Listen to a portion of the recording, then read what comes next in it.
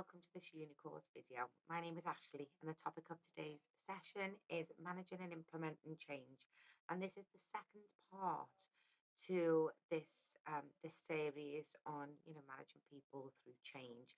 So this session aims to look at the planning and the implementation of the change that's going to happen.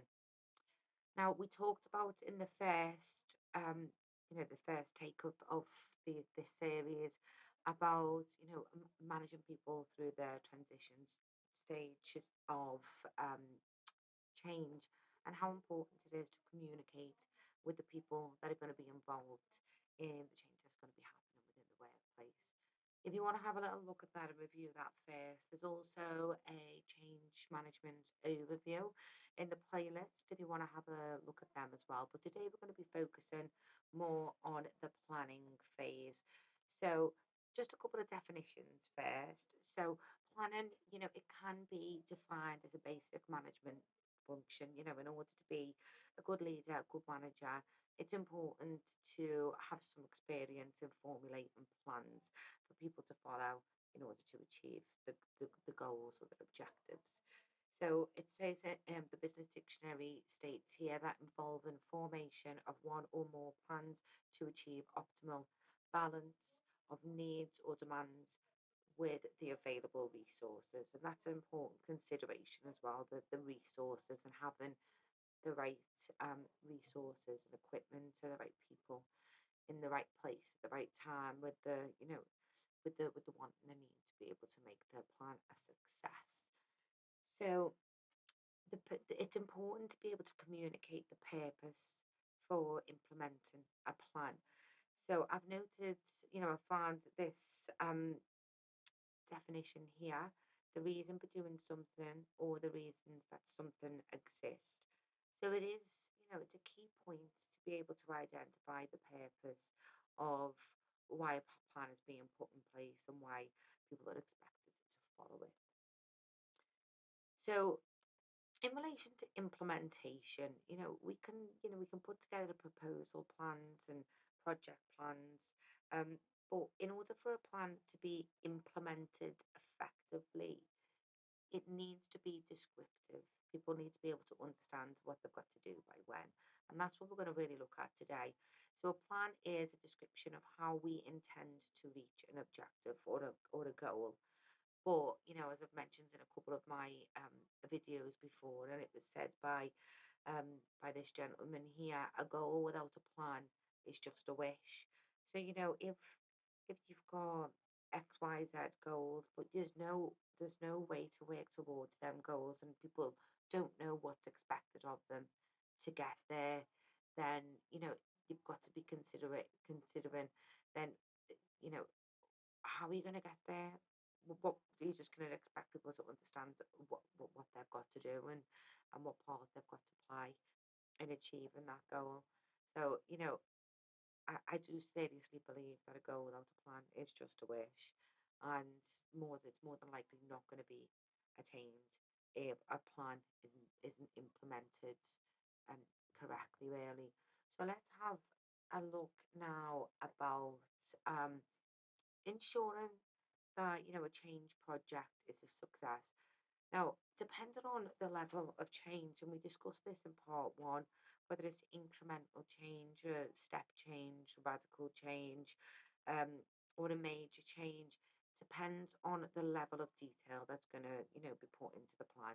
It might mean that it is just an incremental change and it's a change to process, and that might just mean that you update your process charts and your procedures and just do a little bit of training. So that might not necessarily need a plan to be undertaken.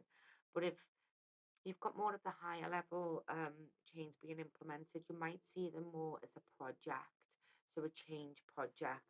And there's a couple of things that you should be considering. That does, link with project management as well. And it one thing is understanding the scope of um, of the problem or the situation and why it needs to change. Another is considering the quality of the people or the activities or the resources or the basic quality of what needs to be achieved. Then time is obviously it's a big factor in change management. If you drag a change on for too long, it's going to seriously impact on the morale of the team.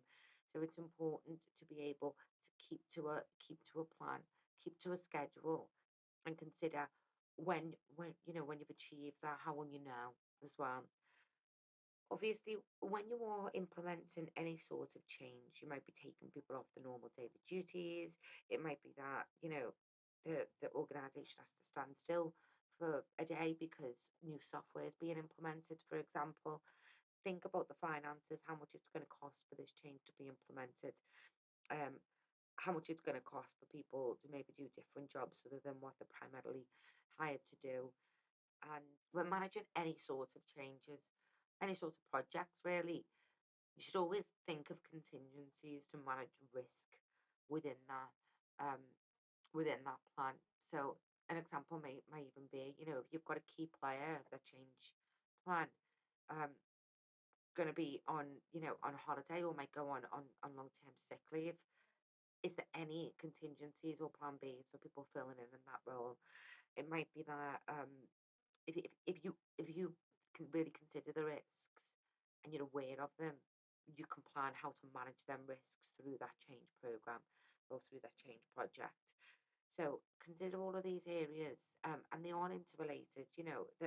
The time will impact on the finances. The finances will impact on the resources. So an example would be if you needed to change the shape of the building that you're working in, for example, um, and you've scheduled in for that to take 2 months to get the contractors in and whatever, then you might find that your finances that you've got a limited amount of finances, so you might have to just to hire one person instead of hiring three people.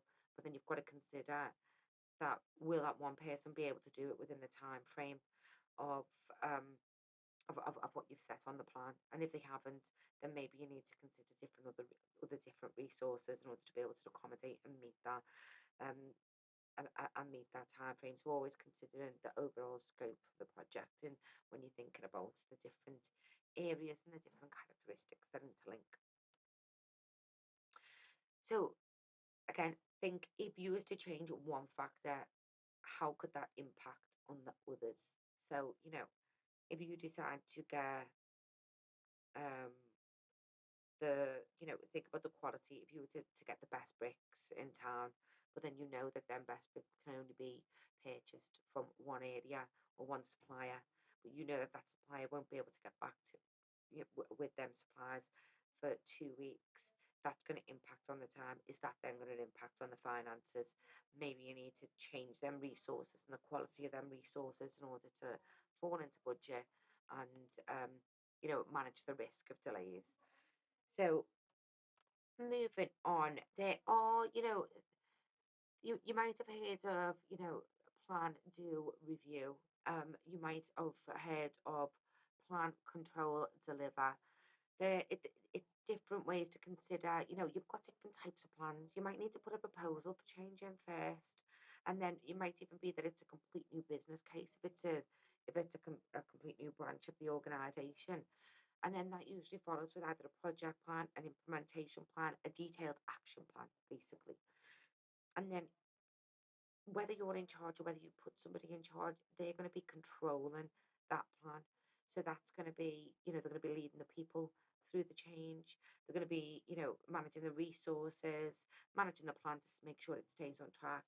They'll be monitoring how the activities and the tasks within the plan are going and whether they're being achieved, whether tasks are being bottlenecked for whatever reason. The risk will also be reflected upon and maybe managed using a risk matrix or something. So it's important, and overall they're going to have control of the change that's going to be occurring. So it might mean that the people that are controlling the change, there might be the change project managers, they might have a couple of people that are leading specific departments to ensure that their objectives are being met in order to achieve the overall goal of the change. So just consider the control, and we'll have a little look into that in a little bit more detail when we look at the Rahi matrix further on in this presentation. And then the deliverables, ensuring that the relative, ensuring that the smart, the specific, the measurable, the achievable, the realistic, and the time bound. Making sure that people understand what the outcomes are going to be and how they're going to get there. So ensuring the completion of the tasks to meet the objectives. And it might be that, you might have to delegate tasks out to different people if somebody else isn't able to do it because they haven't got the skill or the knowledge to do it. You might get feedback from somebody, and you might tell you that this is going to be hard to complete because this other task hasn't complete. So maybe you need to push that task on before you move on to that one.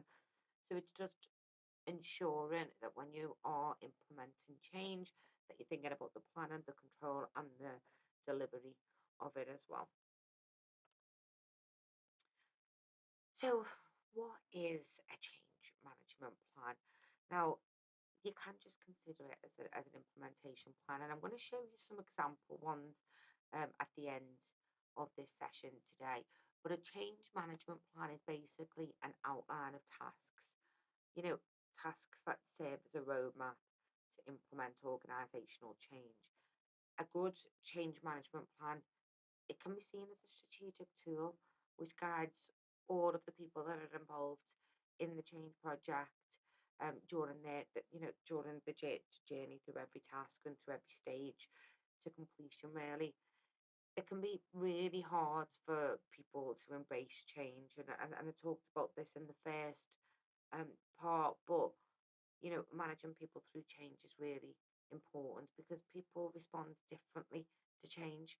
Some might be really excited about change, knowing that it's going to help, and some people can be completely resistant to change.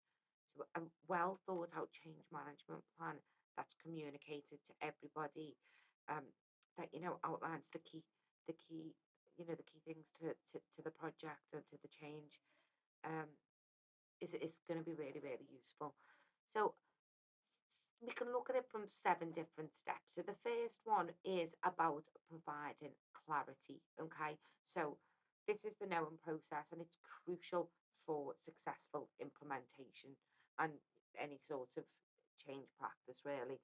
Whether you're going for the higher level change, like the radical change or the major change, or whether it's incremental change, providing clarity on why a change it happens, understanding the drivers for change, for example, is really, really important. But a good plan provides a clear picture, which helps everybody to understand the entire change initiative. So the second point is to think about knowing them goals. Why are them goals there? What is the point in them goals? The first step to prepare a change management plan is to define what they want to achieve, why they're doing it. What's the point? In it, what do you want to achieve? If somebody has something to work towards, they're more than likely gonna work towards it. So the goals should be smart, and I've just mentioned specific, measurable, achievable, realistic, and time bound. And people that are in charge of the change champions, change leaders, change managers, whatever, they need to be 100% clear on the goals so that everyone knows what's required and, what is the target. They might even, want to know a little bit more around it. Maybe they want to know why that goal was formulated. Does it link to strategy? Does it link to the organization's vision? So think about that, and from that goal, objectives will be made. From them objectives, key performance indicators for each individual might be established, and then they've got an indicator to work towards that objective. It might be that objectives are between 3 different people, and they're all working on 3 tasks that in order to achieve that objective.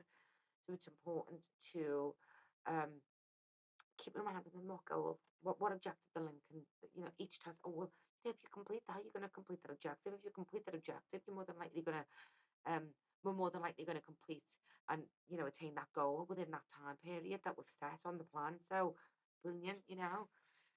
Second one is taking stock of human resources. So we all know that, that understanding the importance of people being one of the most valuable resources within a company is really important to leaders and managers. And great initiatives need great teamwork. It's human resources and team members which carry out the tasks in order to complete, you know, a plan in order to complete the change process. So if an organization has the right people for the right job and they have the right knowledge and the right skills to get the job done well, then there's more of a chance of it being a success, more of a chance of everyone being a success. So the people who are leading the change must and should, identify their team before kicking off the change initiative. You could even think of, the team building exercises or team building models, such as Belbam's team role theories, for example, and preparing the team to work together, especially if they haven't worked together before. So at the time of preparing the change management plan, think about the assignment of tasks, but maybe get other people involved in it as well. Maybe not fix the roles to specific individuals unless you understand that it can be done, unless you can check that senior management are happy for them to be involved. And until you've said to them, do you think that this task is manageable for you? So getting the agreement from everyone is an important part here. Developing a checklist of tasks. So, you know, this could all be included in your plan, but the next logical step after defining the goals and setting up the team is to start developing the plan itself. One way of doing this is to create a checklist of all possible activities to make a comprehensive list of tasks and then break them down into even smaller activities. Again, it's good to include everybody in the development of the checklist, specifically when you get to the next point, which is, about setting a time frame. So a good plan should always spell out a timeline. It should be, a roadmap to get to somewhere and deadlines for each task in order for people to work towards them. Every team member should know when each activity will take place and when it needs to be taken place by. Before setting the times or time targets or timelines, the leaders must discuss the activities with the people that's going to be undergoing the tasks.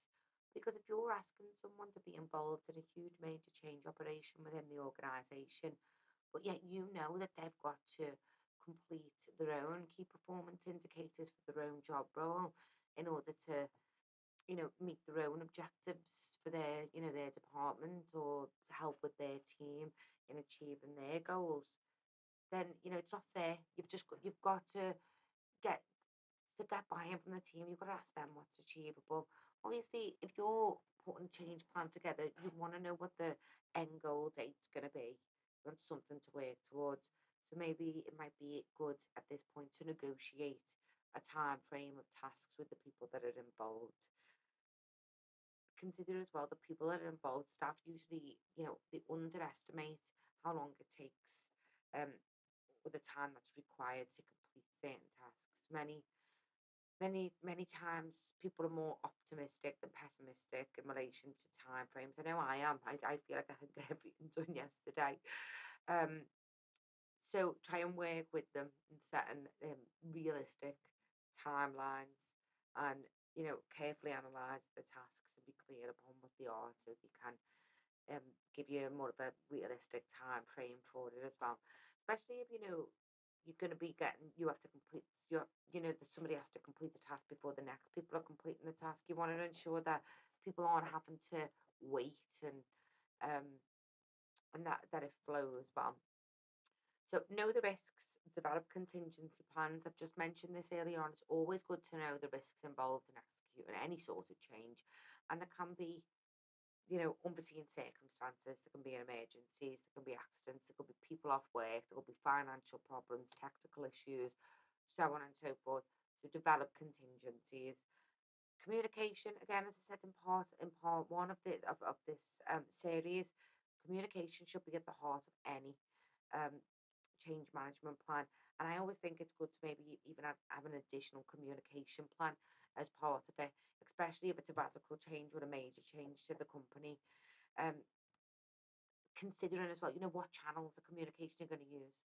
It might be that you're updating somebody um, at this time in this place by a phone, by an email, by a Teams. It might be that you're ticking off a spreadsheet when something's completed. So communication channels and modes of delivery should be confirmed beforehand. Because the last thing you want is, have you completed that? Well, no, so and so didn't tell me that it was my time to complete my part of that plan.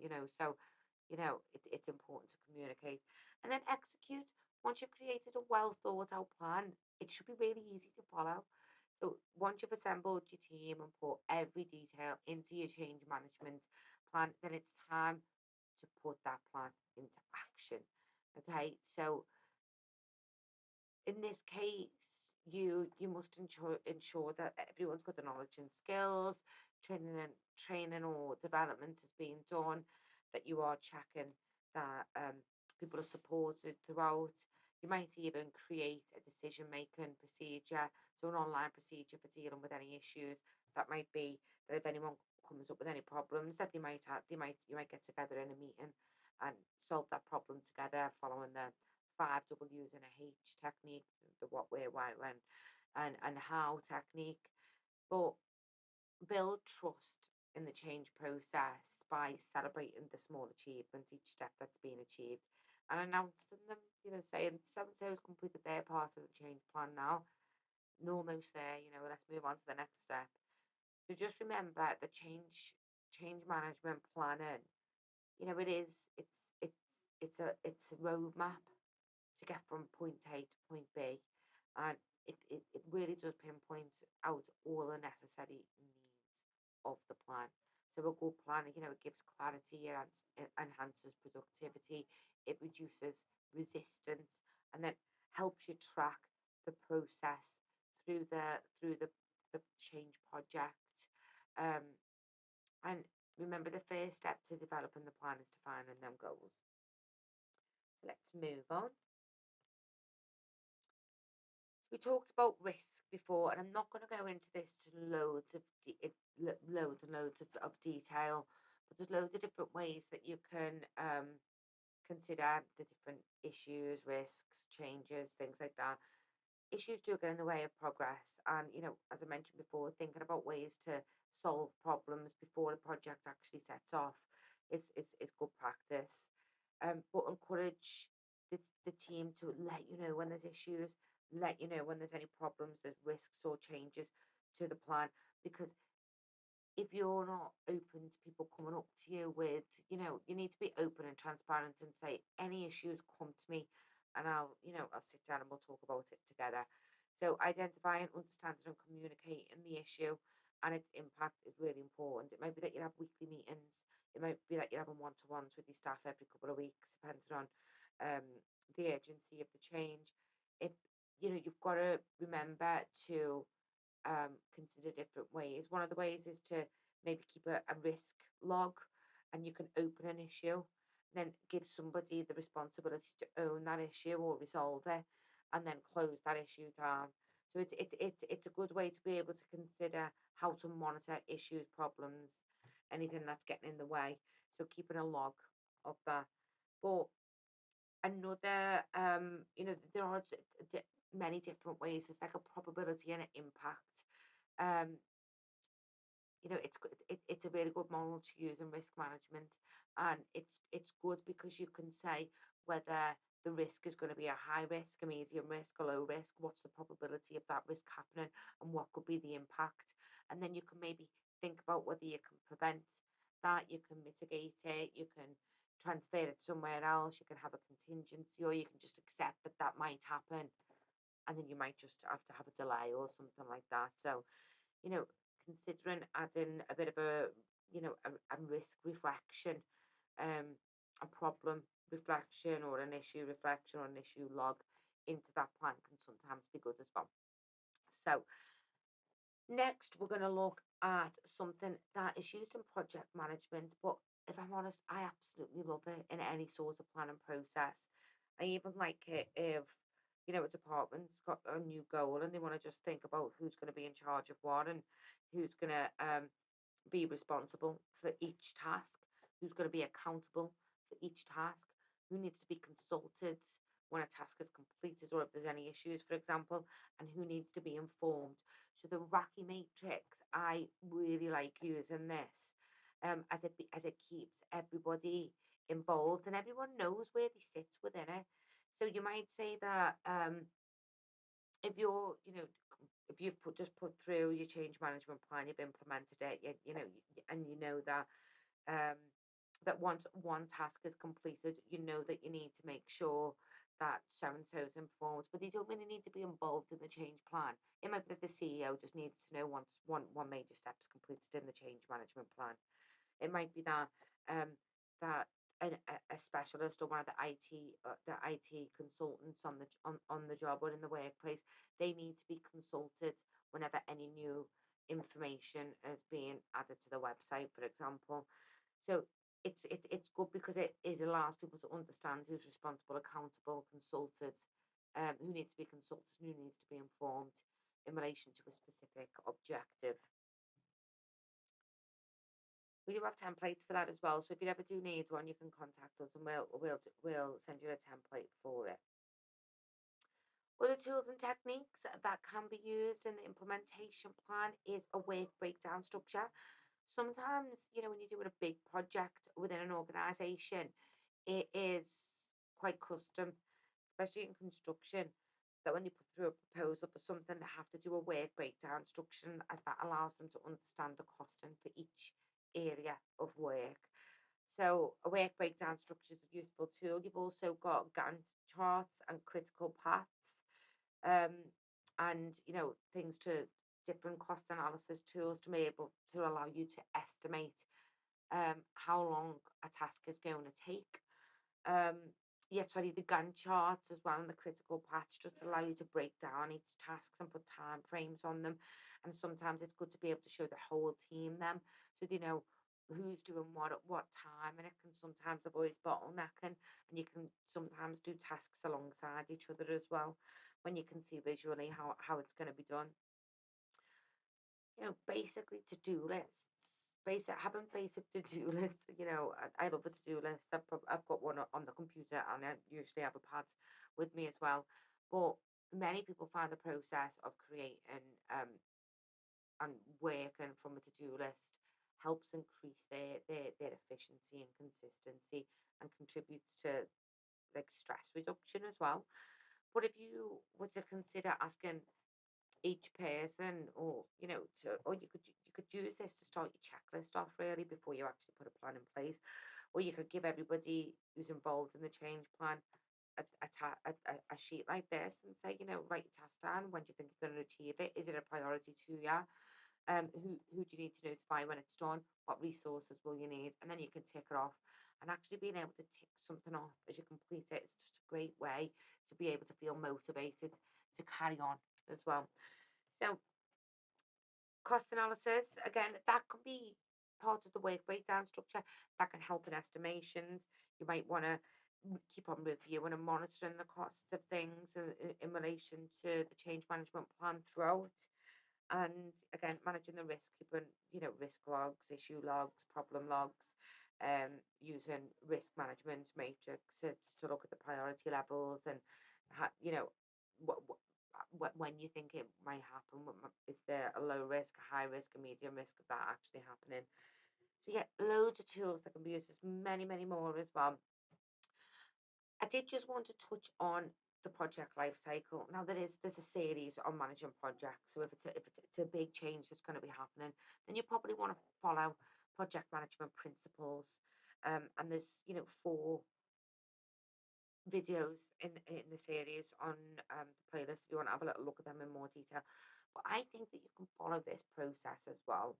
The project life cycle is all about the initiation phase, and that includes like the proposal, and then they're getting that approved. Then the plan itself, which is what we're talking about today, the implementation plan, actually doing and managing people through the doing phase. monitoring and controlling, actually supporting people and making sure that it's on track, and then closing it by, giving recognition for achievement, doing maybe a project evaluation just to ensure um, that everything was done in accordance to the plan, and if not, why, what have you learned from it?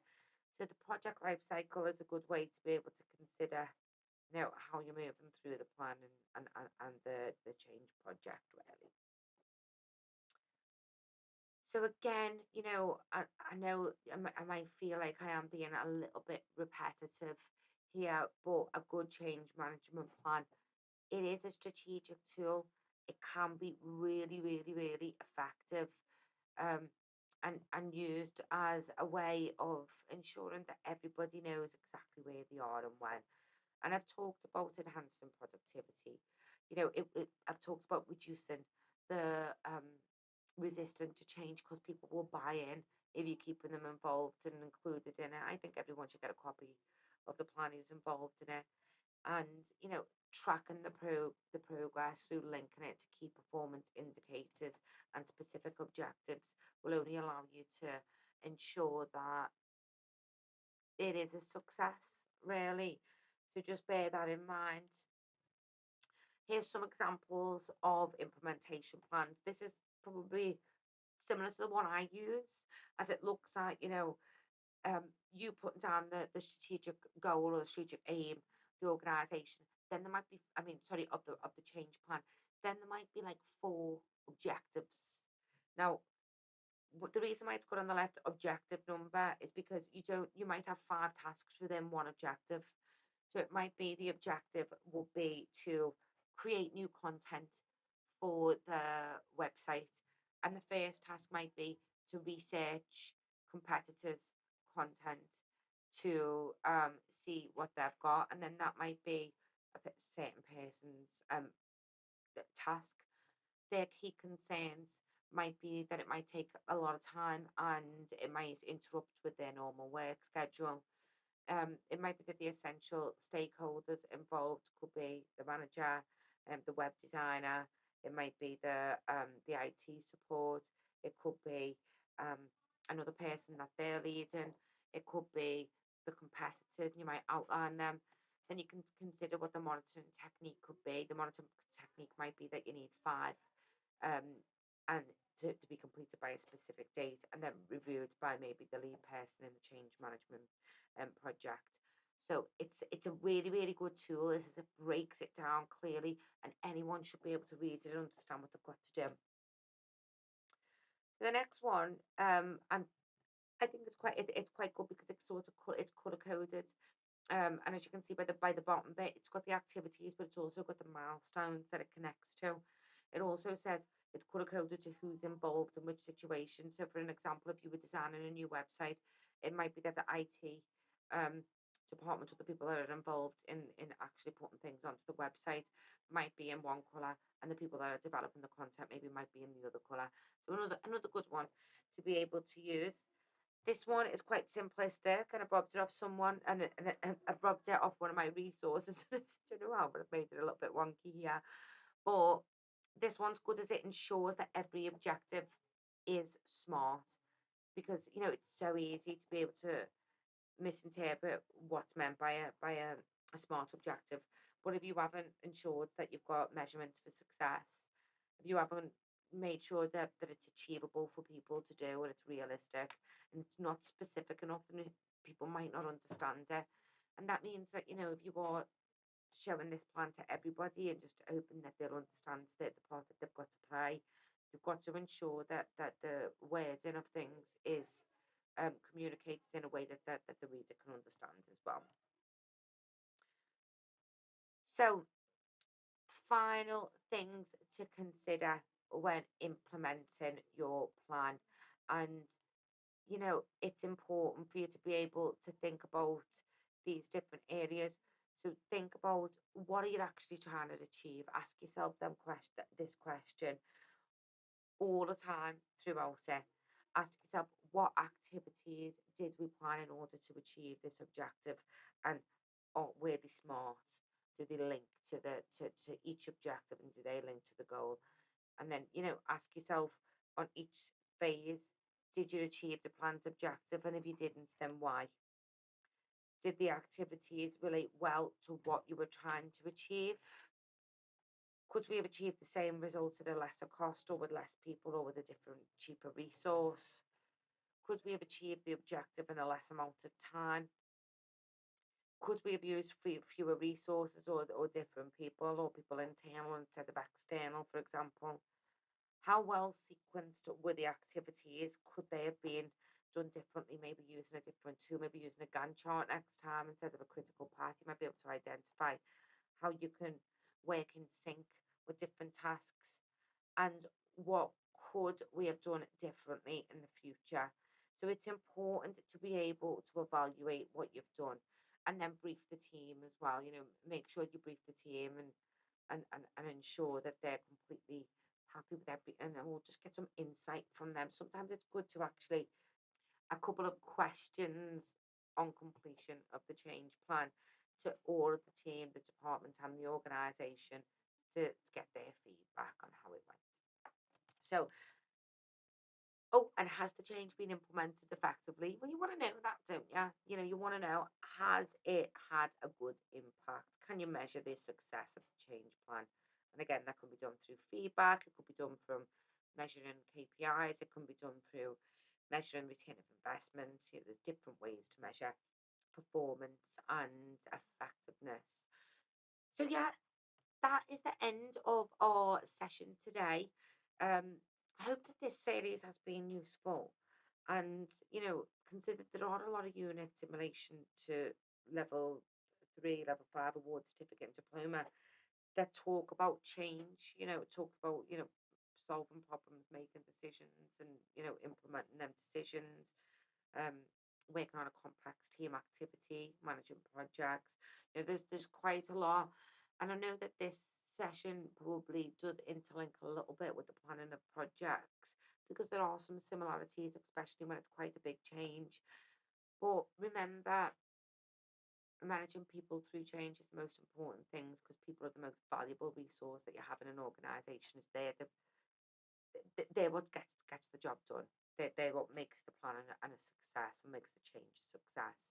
So remember that in order to be able to implement a plan well, you've got to communicate and you've got to manage and support the people well as well.